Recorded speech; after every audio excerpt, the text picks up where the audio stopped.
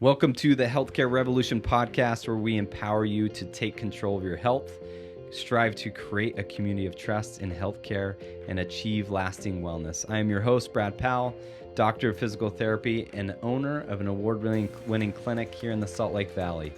Each episode, we dive into all things injury prevention, overall health, and bring you expert insight from leaders across our industries. Please note, while we strive to provide you with the best knowledge and advice, that the opinions shared on this podcast represent those of the experts and do not replace professional medical advice. So let's revolutionize healthcare and wellness together. I'm so excited to have here with me Aleks. He is an absolute rock star in this world. We're going to be talking about all things helping you reach your goals and get to the next level. We're talking about the secrets of longevity on this podcast. And Aleks, welcome to the podcast this morning. Thanks so much, Brad. Super pumped to be here. Aleks is a doctoral student up at the University of Utah. Just has a few months left till he takes boards and graduates, so he's almost a big doctor. Yeah, it's coming up quick. He's been with our team for almost 10 weeks. Yep. And it's been a pleasure to serve along his side and work with him and patients. And he just does an incredible job at educating the public on truly making change in health. We introduced this new challenge to all of our social media followers, but more importantly, our community here locally. So our company, we introduced it as a quarterly goal to do three things. One, we want them to do 30 minutes of exercise, and that could be walking, it could be anything simple, right? But it has to be intentional. You can't just walk at work and call that as exercise. So 30 minutes a day, you get 1 point for that. Number two is you have to stand for 12 out of 24 hours. So you just have to stand up, sit back down. The whole idea is to keep you moving throughout the day and not just sitting for a long period of time. So you get an additional point for that. So you get 2 points a day. For 3 extra credit points per week, you can get 30 minutes of intense exercise. And intense exercise can be a lot of different factors. We've just defined it as 7 out of 10 difficulty on what we call the RPE scale, rate of perceived exertion. So you just got to figure out, 7 out of 10 difficulty. And you do that for 30 minutes 3 times. So that's a total of 17 points for the week. And we have some prizes going out, getting people excited about it. But the goal is to get people to commit to a 12-week program. So I want to hear from Aleks. Tell me what you feel about this challenge being in your world. You've studied a lot. You're just getting your doctorate in this. Tell us about your thoughts. Yeah, definitely. I think when you first told me about this challenge, I was really excited. My friend and I do a challenge every year in November where we do some kind of activity every day for the 30 days. And it's always just such a great time because you realize how hard it is to actually add in this extra piece, but it makes you grateful over time because you kind of discipline yourself over those 30 days. And so when you said, let's do a challenge for 365 days, I got super pumped. I was like, yes, 30 minutes a day. It's open. You can pick what you're going to do.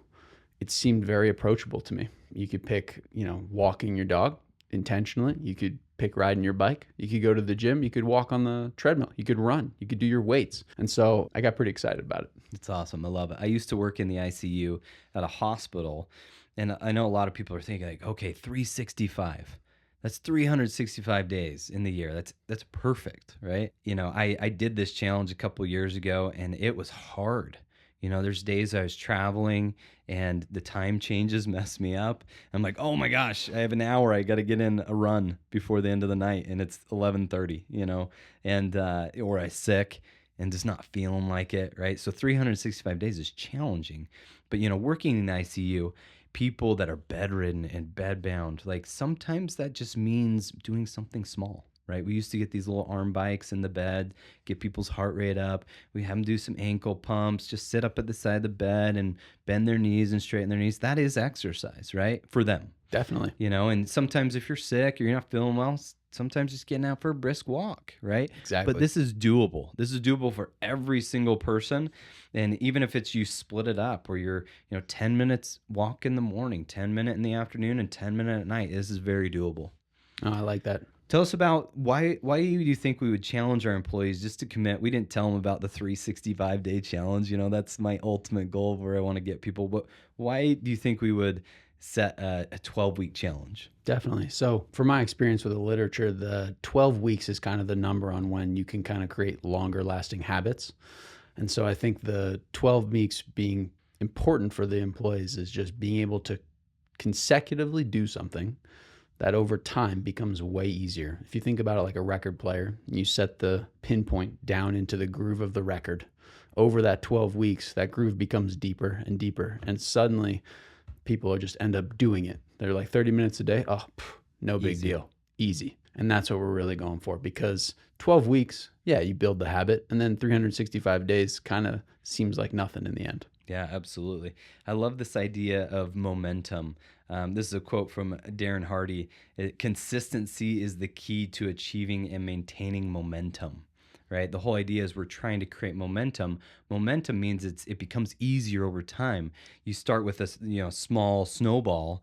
Anyone that's ever built a snowman, and you roll it, and it gets bigger and bigger. But once you get it to a certain size, all of a sudden it's like, it's just big. It's huge, right? And Yeah. it's cumulative, and it doubles in size, right? And that's what leads to massive results. So small daily actions lead to these massive results. If you think about physics, the equation for momentum is mass times velocity, right? And if we have this metaphor of building these daily habits, the mass is really represents the foundational actions or the habits we're trying to create, and the velocity represents the frequency or repetition in which we do that, right? Obviously, we want our trajectory or our momentum to be carried in a certain direction, right? So we have to get the direction right first, right? What are the goals we're trying to create, the habits we're trying to create, and then let's figure out how much repetition do I want to do towards that? How much speed do I want to do towards that? And that's going to be different for everyone. Tell Right. me about the patience that you see and how that equation can vary between different patients. I have a lot of different clients. I have some young tennis players. I have people middle aged, and Yeah, I've tell us about your tennis goal or like what you've done tennis wise. oh, totally. Incredible athlete here and some big goal or some big awards that you've won. My life was mostly soccer, and I picked up tennis about 3-4 years ago. Got hard into it, being coached, working on my tactics, working on my skills. I joined a team in Utah, and we won sectionals, we won regionals, we went to nationals in San Diego, and then we actually won as a team nationals in San Diego, 3-5 men's tennis. So I went 5-0 too in my matches, so we won every single one. Tell us about a little bit about before we jump into patience again. Tell us about what consistency you have to do Yeah. to become that good at tennis. Well, I think part of it is being humble enough to accept feedback, because you learn these patterns of movement, and sometimes they're not always the best ones to be using on the court. And so the coach says, hey, you got to change this, you got to change that. I was doing lessons 2 to 3 times a week and playing on the weekends for 2 to 4 hours over the course of those 2 years training. A lot of practice. It's a lot of practice. And you did that, I'm sure, consistently. Yeah. Like Every every week. single week. Mhm. My goodness, that's a lot of consistency. Yeah. So you come as an expert in this topic because you know what it takes to do that too. hmm So tell us about the patients that you have to work with and how you have to customize this aspect of momentum to them. Definitely. So I'd say I have like some young tennis players. I used to have this woman who was 85 years old. She worked at Intel, I think, still crushing it. And then I have like a lot of middle-aged adults who have families, work full-time jobs. And so it's really about integrating it into their life in the way that best works for them. The best example I have is I have this one client who works out 5:45 in the morning, and he loves it, gets it done, and then goes about his day. And that works for him. And it works for him. And then his wife really wanted to try it and get on board, start working out. And so she tried doing it at his time, because he just suggested like, hey, this might work for you. And I think she stuck with it for, 3 months maybe, but it was on and off. She'd have cancels. And we got to the bottom of it being that time didn't work for her. Yeah. What was her time? 7:45. She could get up, help with the kids, do whatever she needed to do, get her day started, and then boom, work out. And that was one of the most profound things. And since then, I think it's been about 3 years, she's worked out consistently 4 days a week. That's awesome. So it's all about finding the optimal load or the optimal repetitions or timing for people. Yeah. Because some people aren't morning people. True. Sometimes that just doesn't work for you. Sometimes your life circumstances does not match up with that. Yeah. That doesn't mean you have to force it, right? No. Find something that works for you. I Exactly. love it. Any other things? Any other parameters? Yeah, on totally. that? So I'd say like with younger athletes, they're already doing so much. They're playing so much tennis. They're playing tennis 5-6 days a week. And so really dialing in what they need specifically to make it beneficial for their tennis, not to slow them down in that regard.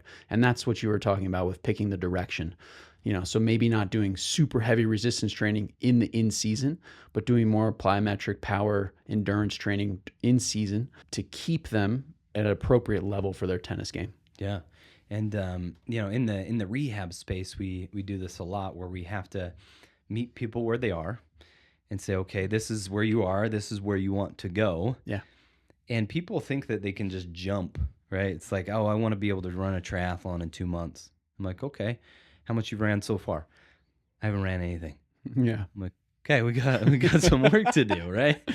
We got to build that bridge. We got to create steps to get there. Yeah. You got to give me a good timeline in which we can make that work, right? But 2 months is not enough to be able to train for a triathlon if you haven't been training already. Yeah. Right. And sometimes that reality with people is really hard.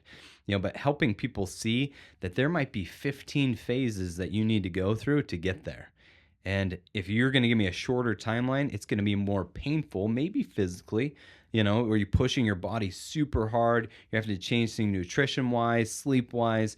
Like, you're going to have to adapt a lot of things in your life to be able to hit that timeline. Definitely. Now, if you give me 6 months to a year, then we can talk about how we're going to train for that and how we're going to put things in place to be able to make that work, right?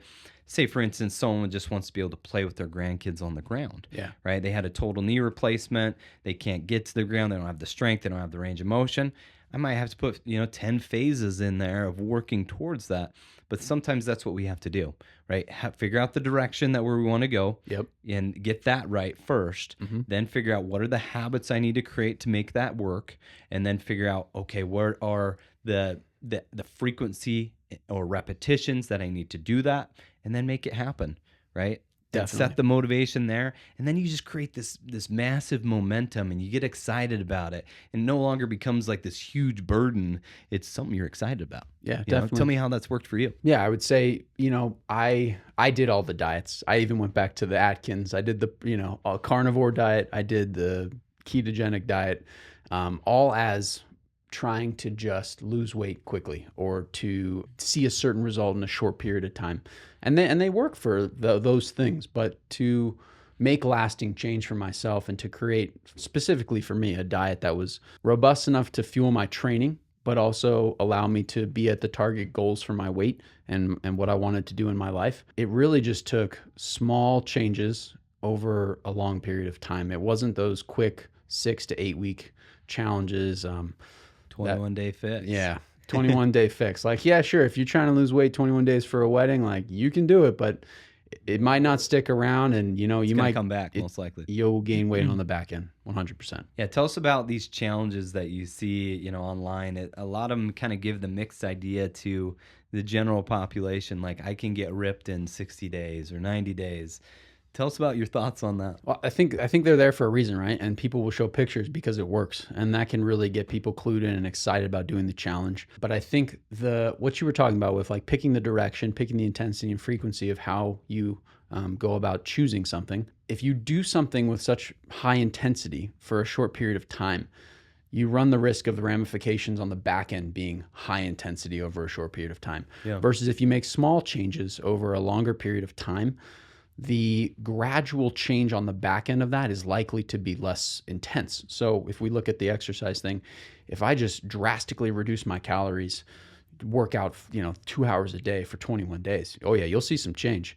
But that's a stress to your body as well. So your body is going to react to that in a way which might not be beneficial. That might be you not exercising for the next 6 months and eating a caloric surplus of 2,000 calories a day, which will have the negative impact and the results that you don't want.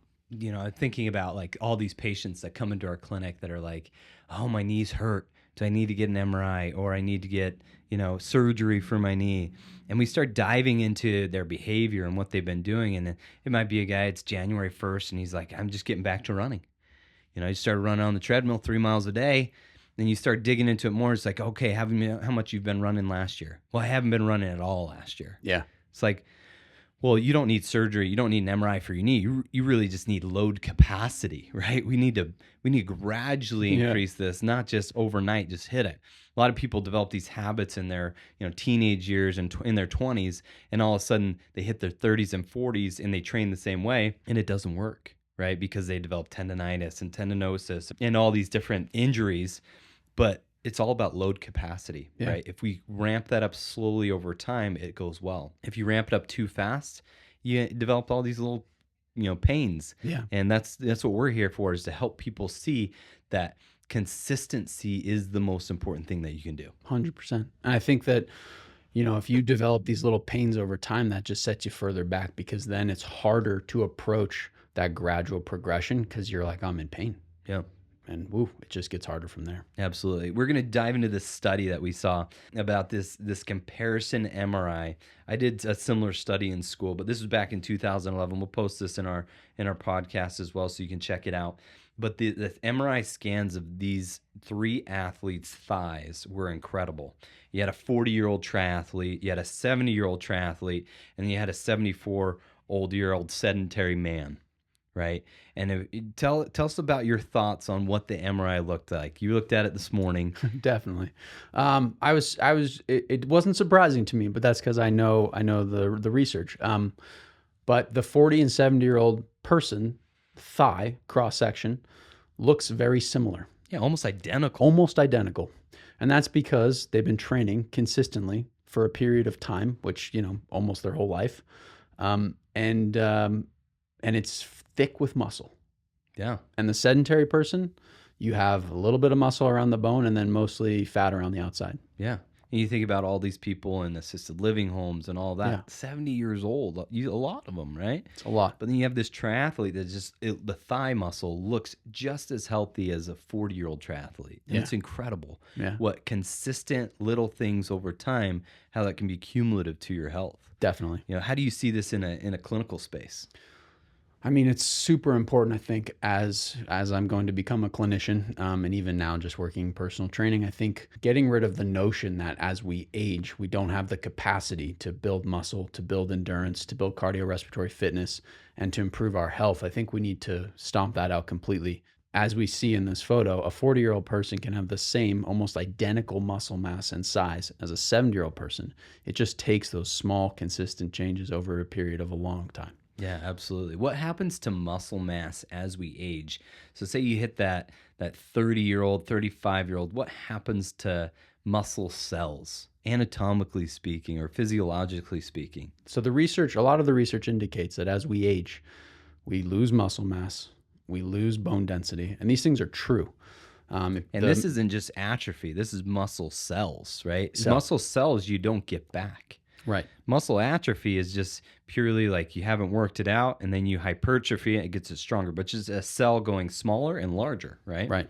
Exactly. And so over time, you have these windows where you'll have less activity, and those windows then compound, and then that leads to most of the things we see where people are inactive and they have these severe declines in function as they age. But with the consistency over time and continuing to build muscle, usually sticking to and following some guidelines, you don't see as steep of a decline. Their health span, or how well they live functionally long term, drops off much more slow as the x-axis on a graph. Yeah. I did a study in school with a PhD student, Bobby Briggs, and we put college students in bed for 7 days. My job was I was on a computer and I'd trace the MRI and I'd figure out how much muscle mass was in there and how much fat was in there. And I had to sit there and trace it and figure out the exact percentages. But these college students, and they would put them in bed for 7 days. All they could do is just stand up and sit back down to go to the bathroom. They couldn't take any steps. Mhm. And they just had to lie there. We call it the bed rest study. And some of these students lost up to 50% of their strength in 7 days. Yeah. Right? That's atrophy, right? And that's no steps at all. Right. And we've learned through other research studies, you have to at least take 1,000 steps to maintain what you have. Right. But, just a few days of not doing anything can really have some severe, implications to your health, Yeah. right? Yeah. And the opposite too, right? It doesn't take much to gain it back. But you think about like tearing down a building. How long does it take to tear down a building? It's pretty quick, right? Pretty quick. Demolition. Compared to Anyone that's building it? working demolition, they know how quick you can tear down a building. Yeah. But how long does it take to build it? Yeah. It takes a while. It takes consistency. It takes effort. It takes discipline to build a building, but it doesn't take that much to destroy it. No. Why does the body break things down? Tell us a little bit about what you know about, tissue repair. Like, why does the body actually, atrophy? Yeah. So the body likes to maintain this state called homeostasis, where it's in balance. And having a lot of muscle mass or having a high cardiorespiratory fitness takes a lot of work. Your body has to work harder to maintain these things. You have to stress your body in order to maintain these things. And naturally, your body kind of just wants to hang out and be relaxed and not stress too much. And so over time, if you have these parameters, like increased muscle mass or your cardiorespiratory fitness is good, and then you say you lay down for 7 days, your body's going to go, oh, well, we don't really need these things. I don't need to work this hard to maintain. We might be in not such a good state here, lying here. I might be injured. And so what it does is it just decreases the metabolic process, which are the hardest to maintain. Yeah. So basically like having your cell phone, if you look at like which apps use the most megabytes, it's basically like that. Maintaining that muscle mass is like the most megabytes in your body, and your body goes, well, let's chill on that because we might need to conserve. I may need to push this out. Yep. And the same thing with tissue repair, right? Because you ever watch a wound heal? Oh, yeah. In order for a wound to heal, it has to break down the old and create the new. Right. Right. And if our bodies don't have the capability to heal, then we can't recover. Right. And that's one of the mechanisms that happen is the body has to break down to build back up. And if you don't make an active choice to build, whether it be bone density or strength or, any aspect of stressing your body, it will naturally go to the default, which is break down. Yes. If you don't choose to break or to build it up, it's consistently going to break it down. So I love that. The best investment that you can make is in your own health, right? If you want to live the life that you always wanted, Agreed. you have to invest in your health and take one consistent step at a time. Sometimes it doesn't take a lot, right? If you keep moving your feet forward, but we've known through the research, 12 weeks. 12 weeks. Create some habits. Make some small habits, right? Maybe it's just you put your shoes on and that's it, to go to the gym and you don't even go, right? And you do that for 12 weeks. And then the next step, do one more thing, right? But start small and keep building from there. And don't lose your old good habits either. Just keep building upon those and become easier and easier as you go. So just to kind of summarize this podcast, we talked about starting small and focusing on daily, like just showing up. Leveraging momentum, so important. Understanding that momentum equation, making daily habits that really help you, and then carry that with frequency and speed. Figure out that trajectory, and then go get it. We talked about consistency of exercise, how it preserves health and longevity. Really kind of highlighting the importance of this podcast, the secret to longevity. Yeah, that secret is consistency. If you just start with small and simple things and you build it, you end up developing a strong longevity of health. We talked about that research study about the 40-year-old, the 70-year-old, and it looks almost the same. Muscle mass is very similar side to side. So age is kind of just a number. Age is definitely just a number. And the metabolic changes that happen in the body, sure, things slow down. Definitely. But you can maintain the majority of the strength that you have at a younger and adult as you carry it into your older adult. Sure, things are going to change. You're not going to be able to lift as heavy. But as far as the muscle mass, the health of the tissue, it can be very similar as you age. Any kind of final reflections or thoughts of encouragement, Aleks, for our listeners today? Yeah, definitely. I think there's this cool quote on the way into my gym. It's on the back of this rock. It's a quote by Ralph Waldo Emerson, and it says, if you sow a thought, you reap an action. If you sow an action, you reap a habit. If you sow a habit, you reap character. And if you sow your character, you reap a destiny. And I think that correlates really well with consistency over time. Because if you have these ideas that you want to change and you want to evolve yourself, all it takes is just little changes over time. And if you stick with it, then you get what you want. It's awesome. I love that advice. Well, thanks for joining us today, Alex. We hope you learned about the secrets to longevity and that you can implement these little things that'll help you to live a long and healthy life. So appreciate you coming today and joining us on this podcast. Thanks so much for having me, Brad. This was awesome.